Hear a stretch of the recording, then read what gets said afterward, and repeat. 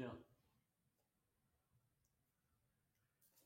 Bien, bonjour tout le monde. Ravi d'être sur cette plateforme Pralefdal qui est une superbe initiative.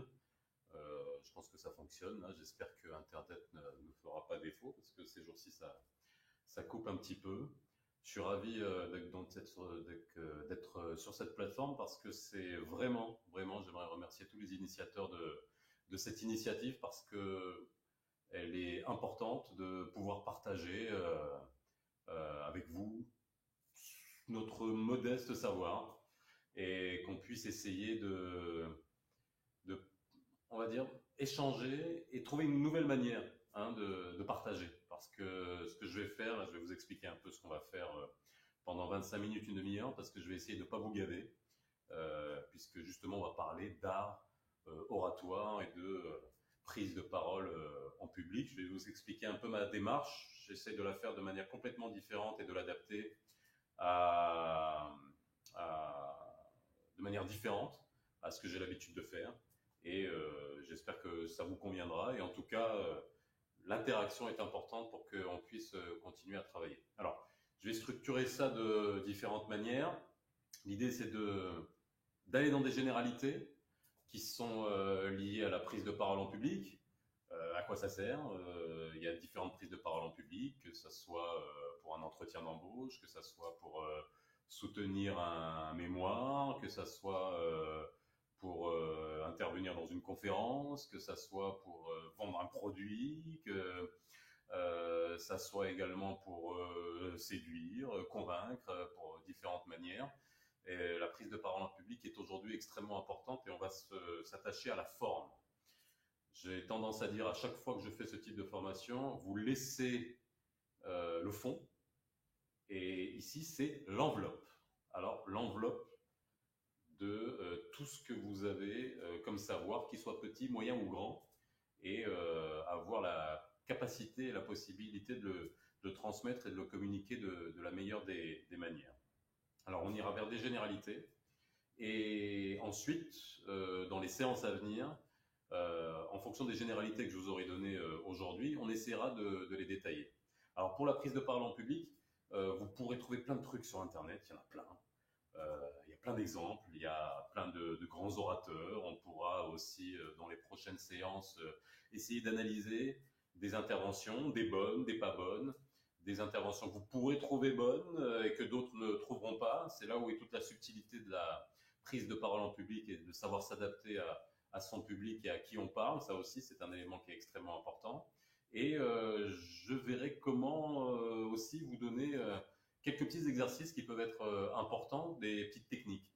Quand je vous dis que vous pouvez trouver plein de choses sur Internet, il y a plein de bouquins, il y a plein de littérature, il y a plein de gens qui euh, veulent donner des bons ou des mauvais conseils sur la prise de parole. Moi, ma démarche est de vous donner mon expérience personnelle et je vais vous détailler un peu, avant qu'on commence, ce que j'ai fait et pourquoi je peux peut-être modestement vous aider à prendre la parole en public. Euh, Parce que mon métier, c'est de parler.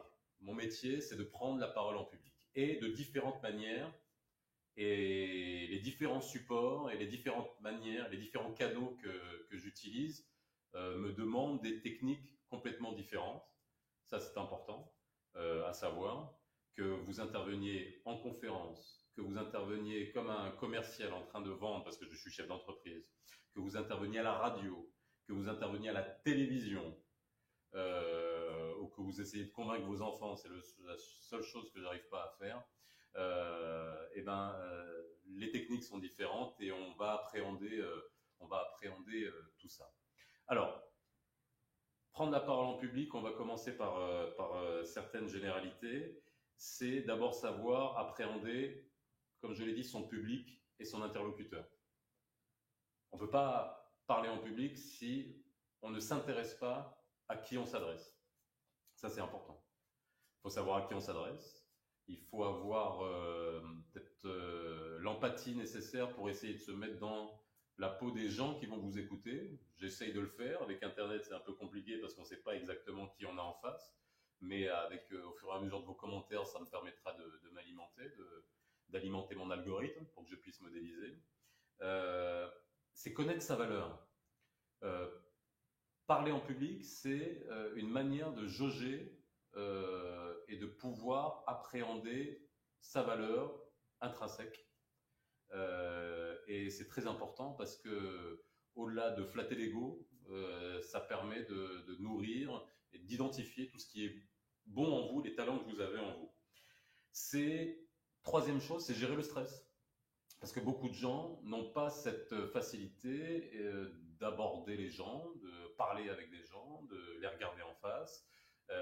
Et gérer ce stress quand on est en public, c'est un des éléments les plus importants. Mais vous verrez, il y a plein de petites techniques. Il y a beaucoup de gens qui ont été extrêmement timides avant et qui, après, par la suite, se sont avérés être d'excellents orateurs, pardon. Et il y a beaucoup de gens aussi qui, une fois qu'ils sont sur scène, changent complètement de personnalité, alors que dans la vie normale, bah, ils sont timides. On verra aussi, il y a des petites techniques à utiliser. Il y a la gestion de l'espace. Quand on prend la parole en public, il y a plusieurs dimensions. Il y a l'espace est extrêmement important. Alors c'est vrai que encore une fois, dans les prochains lives, j'essaierai de mettre différents cadres, d'essayer d'élargir un petit peu. Là, j'ai essayé de vous faire une petite mise en scène dans un endroit cosy chez moi, avec mes instruments de musique, une petite lumière derrière. Ça fait partie de la mise en scène. Et on peut tous, à notre niveau, faire une petite mise en scène. On n'a pas besoin d'être sur une grande scène et dans un grand théâtre pour faire une mise en scène. On peut en faire lorsqu'on est dans un bureau, lorsqu'on est dans une salle de cours, lorsqu'on est dans une salle de formation. On peut mettre en scène. Et ça, il ne faut pas oublier. Donc, la mise en scène, ça veut dire également savoir gérer l'espace. Gérer le son, c'est important parce que votre voix est un des canaux les plus importants. Pas besoin de le dire, hein, encore une fois, pas besoin d'être un grand spécialiste en la matière pour que vous compreniez que c'est avec ça qu'on communique. Pas seulement. Quelqu'un disait que le silence après du Mozart, c'est encore du Mozart. Et on verra que gérer le son, gérer sa voix, mais aussi gérer les silences, en fonction des types d'intervention, c'est important. Miles Davis disait aussi, je dis toujours cette phrase, c'est que la musique finalement, faire de la musique, c'est sculpter le silence. Il y a des moments où aussi parler, c'est sculpter le silence. Et on pourra utiliser le silence, comme ce que j'essaye de faire maintenant, pour essayer d'insister sur des choses. Et on le verra en détail. Et enfin, gérer l'image.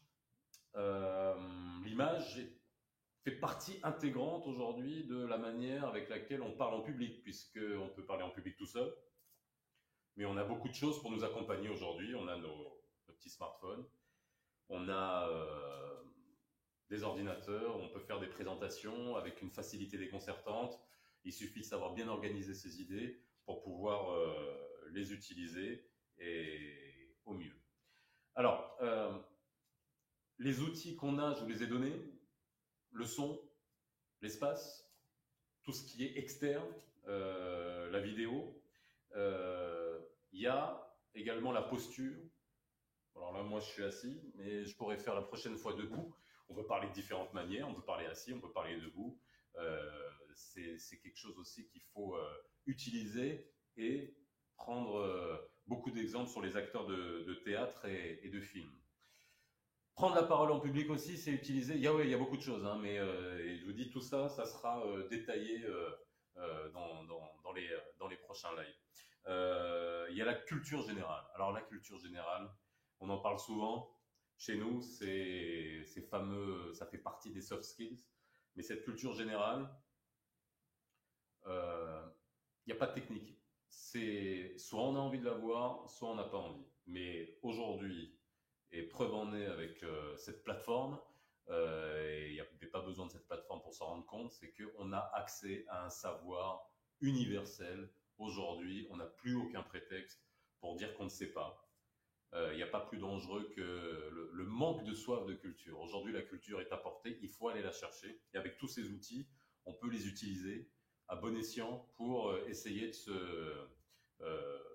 d'augmenter sa culture générale en fonction des centres d'intérêt que vous avez. Plus vous avez de culture générale, plus vous avez de centres d'intérêt, plus vous vous intéressez et plus vous serez rassuré lorsque vous interviendrez en public, parce que ça vous permettra d'avoir des ancrages, ça vous permettra d'avoir des accroches, d'utiliser des métaphores qui sont extrêmement importantes lorsqu'on est en train d'imager, qu'on est en train d'essayer de communiquer du contenu. Il y a quoi d'autre? Il y a le regard. Alors, il y a le regard. Moi, j'ai un accessoire, c'est les lunettes. Ceux qui portent des lunettes aussi, c'est pas mal. On verra comment utiliser tous les accessoires qu'on peut porter sur soi. Bon, à part les lunettes, il n'y a pas grand-chose. Hein. On va pas parler des autres accessoires que vous pouvez utiliser, mais les lunettes sont un élément qu'on peut utiliser lors de la prise de parole en public et qui veulent dire des choses. Là, je les enlève, ces gens, je vais vous dire quelque chose de très intéressant, mais moi, c'est surtout pour vous dire que je vois rien sans mes lunettes. Mais à part ça, tout va bien. Et un point extrêmement important, c'est le regard. Quand je vous parlais de lunettes, derrière les lunettes, il y a le regard. Et ça, c'est un des éléments qui sont extrêmement importants. On dit que les yeux sont le miroir de l'âme. Moi, j'y crois profondément parce qu'avec un regard, vous pouvez véhiculer un message, une émotion, un sentiment, voilà, la joie, la tristesse, l'intrigue, le fait d'être surpris, regarder quelqu'un dans le public qui ne vous écoute pas, l'incompréhension est comme ça, qu'est-ce que vous êtes en train de me dire, l'intérêt, ça c'est également un point à travailler et il est très facile à travailler, sérieusement, parce que c'est un point d'ancrage dans le public qui vous permet de l'appréhender. Alors, comme je vous disais, dans les prochains lives, on s'arrêtera sur chacun de ces points en détail, avec différentes techniques et avec peut-être des exercices que je vous donnerai. On verra comment les récupérer. Vous pouvez vous filmer, nous les envoyer. Ça serait sympa parce que dans mes formations en prise de parole en public, j'ai l'habitude de faire participer les gens, de pouvoir identifier, parce que chaque personne a vraiment un talent en soi et une manière de communiquer. Je reste encore dans les généralités pour qu'on puisse mieux aborder dans les séances à venir. Depuis quelques années, la forme est devenue extrêmement importante. On ne le travaillait pas autant qu'avant. Le paraître est devenu important. L'immédiateté qu'on a avec les réseaux sociaux, Internet, fait qu'on a besoin de communiquer des idées de la manière la plus brève et efficace possible. C'est pour ça que moi, je vais vous faire 25 minutes. Et encore une fois, je ne vais pas vous gaver. Je pars moi d'un principe qu'il vaut mieux frustrer que gaver, que ça soit dans une conférence et que ça soit dans un cours, pour que vous ayez envie de revenir par la suite. Donc, communiquer du contenu de la manière la plus brève possible, parce que finalement, qu'est-ce qu'on a envie? On a envie que les gens qui viennent vous voir, les gens qui vous écoutent, repartent avec du contenu. Si vous êtes là juste pour vous entendre parler et flatter votre ego, eh ben, faites-le chez vous devant votre miroir. Ce qui n'est pas une mauvaise idée parce que en ce moment, avec le confinement, profitez-en pour parler tout seul. Ça, et vous entraîner devant le miroir. Ça, c'est un point qui est important. Parler tout seul, c'est aussi un point à dépasser. Il y a beaucoup de gens qui ont honte. Voilà, il y a des gens qui ont peur de parler tout seul.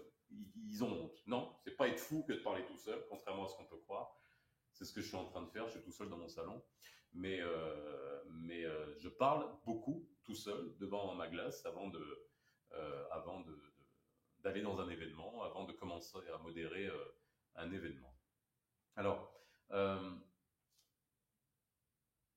communiquer de manière brève, c'est-à-dire essayer de prendre le temps comme votre allié.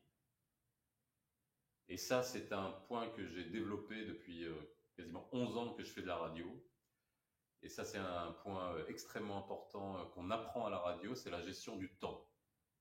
La gestion du temps de parole, les gens ont souvent tendance à s'oublier, à croire que plus les gens les écoutent et plus ils ont la latitude de parler et de continuer à s'exprimer. Il faut juste savoir que mettez-vous à la place, faites encore de l'empathie, dites-vous, moi, si j'étais en face de moi, est-ce que je continuerais à m'écouter? Et ça, c'est le travail que je fais tout le temps quand je suis à la radio, quand je suis en train de parler. Je me demande, est-ce que les gens qui sont en train de m'écouter à la radio, c'est ce que je suis en train de faire maintenant aussi, ce que je suis en train de faire maintenant, c'est de penser, est-ce que les gens vont continuer à m'écouter? Et faire de l'empathie par rapport à son public, c'est un des points qu'il faut travailler et ne pas hésiter par la suite à essayer de poser des questions, à recueillir des informations, à faire remonter les sensations des gens par rapport à ce que vous aurez exprimé pendant votre intervention. Donc ça pour vous dire, je reviens à la gestion du temps. À la radio, la gestion du temps est un point qui structure toutes les interventions parce que vous êtes obligé de caler du contenu, parfois dans 5 minutes, 6 minutes, vous avez des chansons qui tombent, vous avez un flash info qui tombe, et vous devez coûte que coûte, vous avez un impératif, c'est une impératif de grille des programmes qui vous permet de vous exercer à gérer le temps de la meilleure des manières. Et ça, c'est un exercice qu'on pourra faire en ligne pour communiquer un message, une ou deux idées en maximum 5 minutes. Peut travailler chacun par compartiment, chaque exercice par compartiment, sans faire attention à la manière avec laquelle on va le faire. Ça, après, on pourra mettre des briques les unes sur les autres. Mais commencez par gérer le temps. Dites-vous, en 5 minutes, il faut que je véhicule 3 idées et que je les fasse parvenir à mes interlocuteurs. Ça, c'est un premier exercice que vous pouvez faire chez vous. 5 minutes, vous mettez votre chronomètre. Et je peux vous dire que c'est ce qu'il y a de plus difficile quand vous avez des gens qui nous disent, à qui je dis, vous avez 5 minutes, notamment même dans des conférences, vous avez 5 minutes pour intervenir, ils ne matérialisent pas les 5 minutes. Beaucoup de gens n'ont pas la notion du temps réel lorsqu'ils sont en train de parler. Quand on vous dit 5 minutes, là par exemple il est 17h47, il me reste 13 minutes parce que je vous ai dit 25 minutes, une demi-heure, mais je pense que j'aurai fini dans 13 minutes. Je vais devoir, dans mon esprit, essayer de structurer à l'avance. Beaucoup de gens commencent à parler en allant au fil de l'eau, en leur disant, allez, ça va être un long fleuve tranquille, je vais commencer à discuter, et puis je m'arrêterai à un moment donné. Donc, structurez vos idées,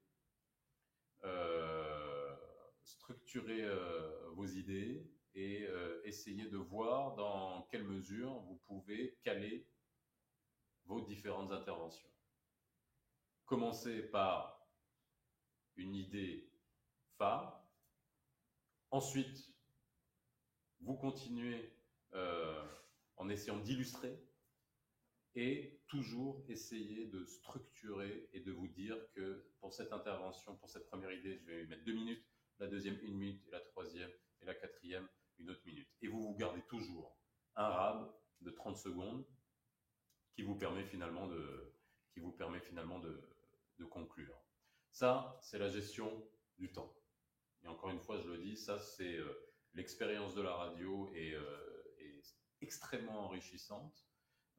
C'est un point sur lequel aussi j'insiste lorsque je fais des média training radio à des chefs d'entreprise, à des responsables ou des directeurs de communication ou qui ont besoin de structurer des messages pour passer à la radio. Souvent, on oublie le temps, donc on vient avec beaucoup d'idées, on a envie de véhiculer beaucoup de messages, et finalement, les gens ne retiennent rien parce qu'on dit trop de choses. Donc ça, la gestion du temps en prenant comme exemple et comme benchmark la radio, et ça est un point qui est pour vous à développer. Alors, on est resté dans les généralités aujourd'hui en s'attardant un peu sur la gestion du temps. On fera des exercices comme je vous l'ai dit.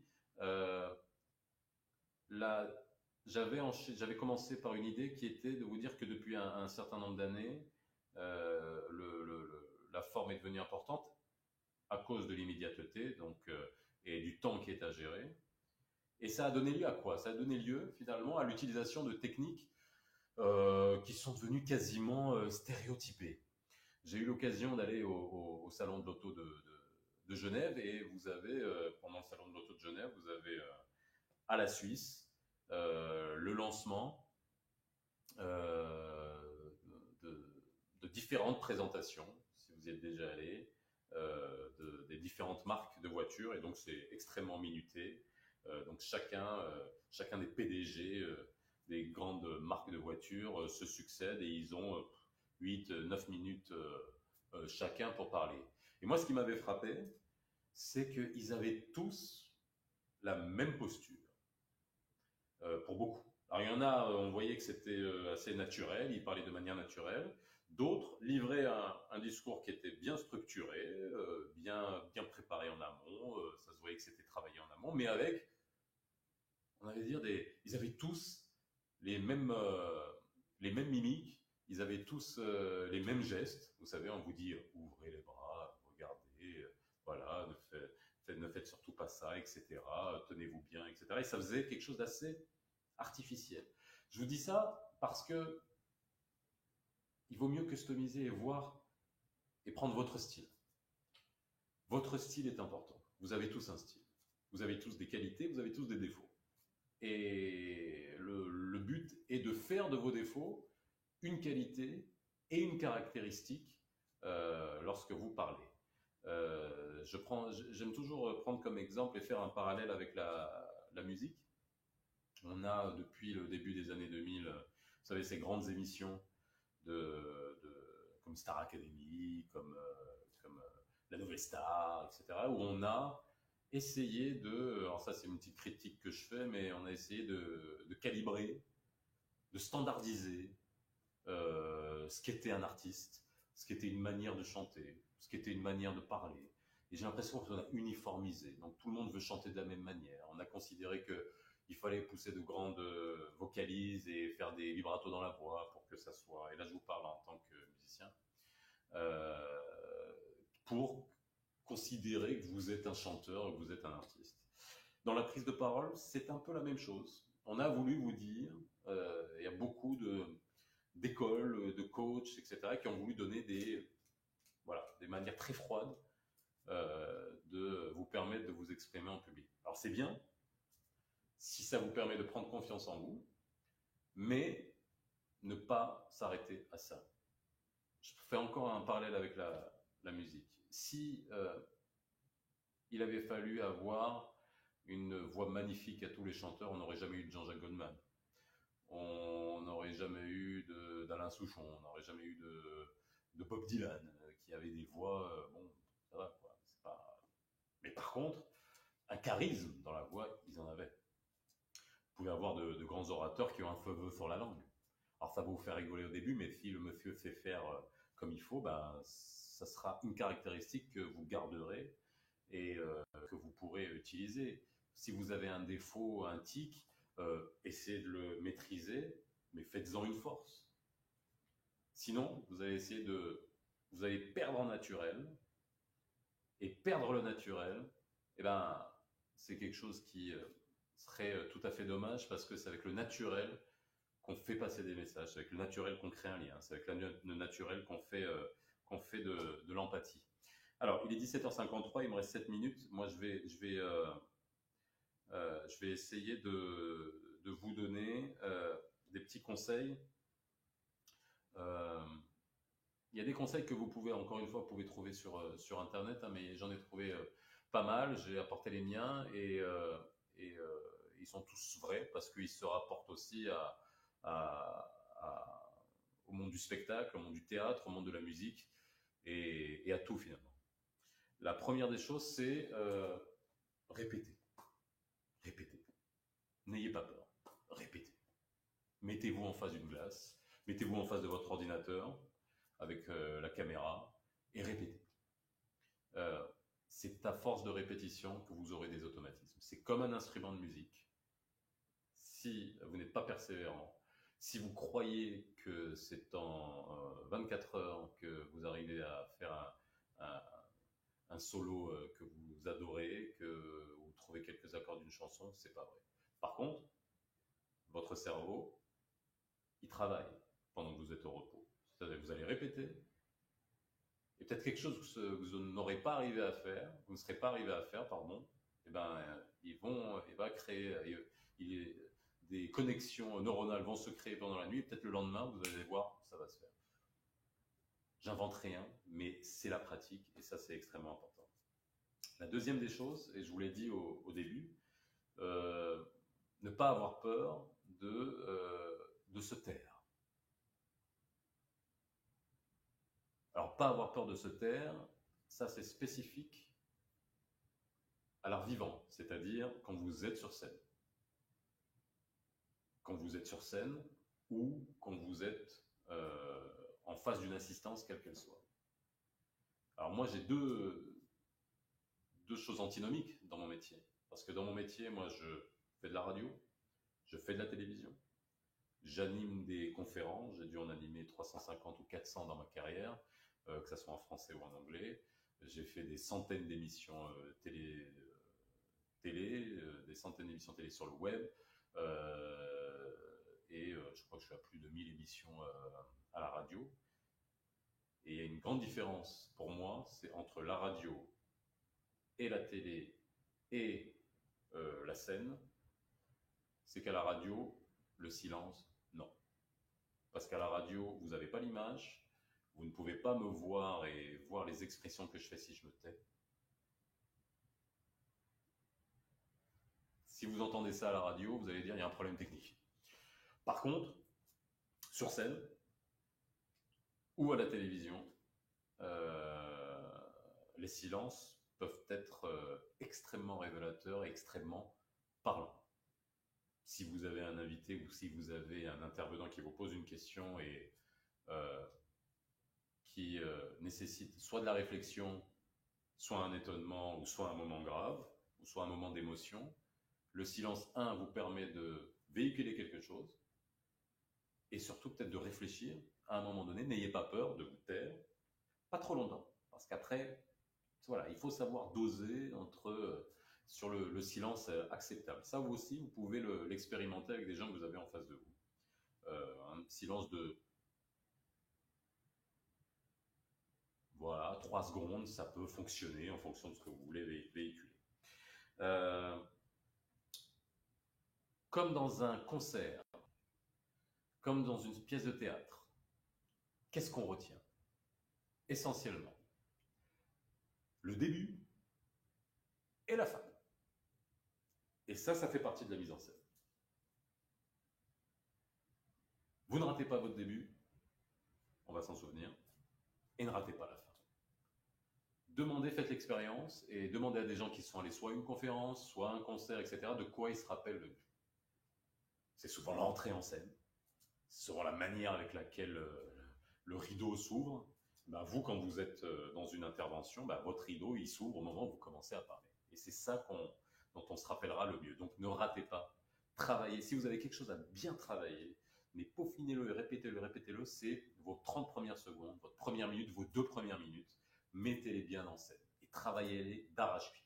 Le reste, allez, vous pourrez au fil du temps vous faire confiance, mais si vous commencez une entrée fracassante, efficace, ça va vous donner confiance en vous, vous allez marquer les esprits et vous verrez que tout le reste suivra.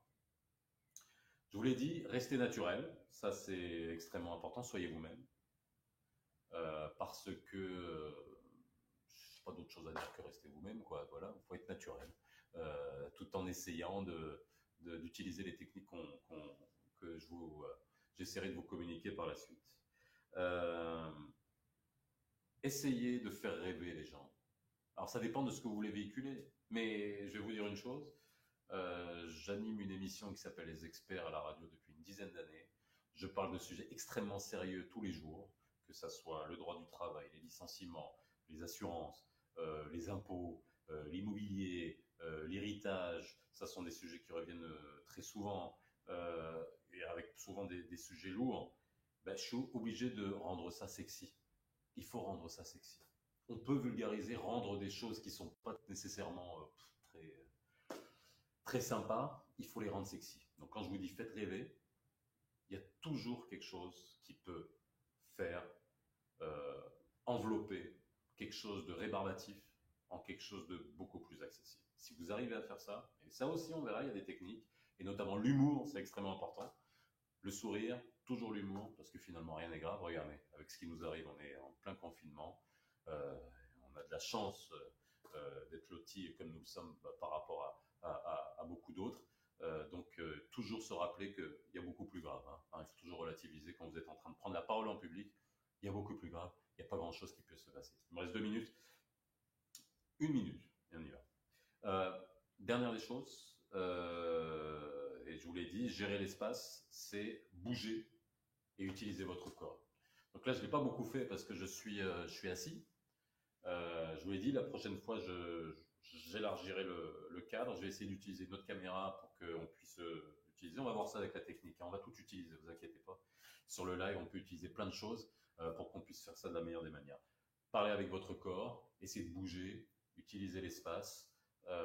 C'est un point qui est juste regarder des one-man shows qui sont bien mis en scène. Hein. Pas tous les one-man shows. Il y en a beaucoup, on se donnera des exemples où, avec une scène vide, vous pouvez utiliser l'espace. Vous pouvez vous-même structurer une scène vide en la départageant en 3 espaces. Et quand je vous dis une scène, ça peut être aussi une salle. C'est-à-dire que vous choisissez un endroit dans la salle où vous allez parler de quelque chose d'émotionnel. Vous choisissez un autre endroit au milieu où vous allez donner du factuel et vous allez utiliser un autre espace pour l'interaction, par exemple, avec votre public. Et ça va déjà véhiculer de manière inconsciente le fait que vous êtes structuré.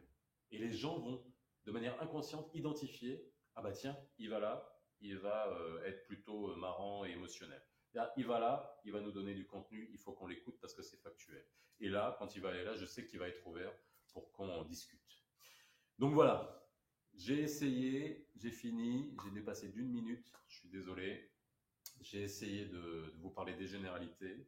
Moi, ce que je vous propose, c'est que vous n'hésitez pas à réagir, à nous donner, à me poser toutes vos questions, parce que je suis là pour ça. Et encore une fois, je le répète, l'idée est que moi, je peux vous faire profiter de mon expérience en tant qu'animateur de télé, en tant qu'animateur de conférences et d'événements, que ce soit en français, en anglais. Et là, je travaille depuis un certain temps mon arabe d'arrache-pied. Et également en tant qu'animateur de radio. Et le mix de toutes ces techniques fait que prendre la parole en public, je peux essayer en tout cas de vous aider. Voilà, merci de m'avoir écouté. On se retrouve très bientôt, je vous préparerai ça.